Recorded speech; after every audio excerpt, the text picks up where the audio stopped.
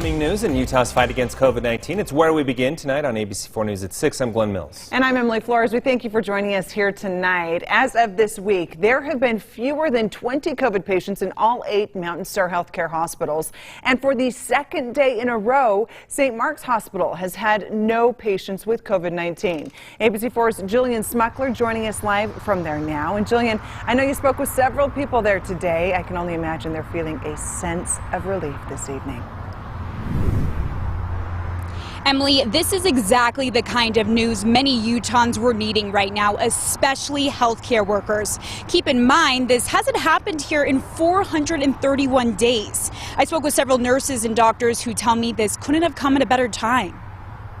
We just didn't think this day would happen, especially not yet, because we just have been in the thick of it for so long. It was nice to just be a doctor again and just to worry about regular health care and worry about regular sick people. 2 days of no COVID patients. That means 2 days of relief for healthcare workers at St. Mark's who have been working day and night fighting to keep Utahns alive. We would gain a relationship with someone because it took weeks for them to die, and then we would watch them dwindle and then ultimately watch them die, and it just felt like day after day after day after day.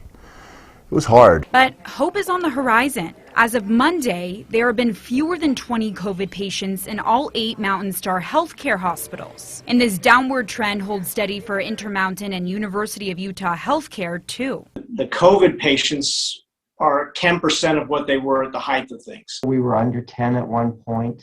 But we were above 30 at one point last week, and so we've just had a little bit of ups and downs. Across the state, COVID hospitalizations are trending down too. As of Tuesday, 136 Utahns are hospitalized with COVID-19. We're at a mere fraction of what we were.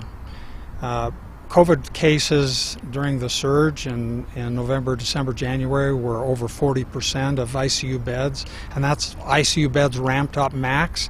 And now they're less than 10%. While many people believe the worst is behind us, I'm optimistic, again, that things will continue to improve. Some health experts warn that we're not out of the woods just yet. If there were a surge today, we couldn't take care of as many people as a surge that we could have dealt with back last March, because all that necessary care still has to be given, and you could only delay it by so much. Our hospital is very full.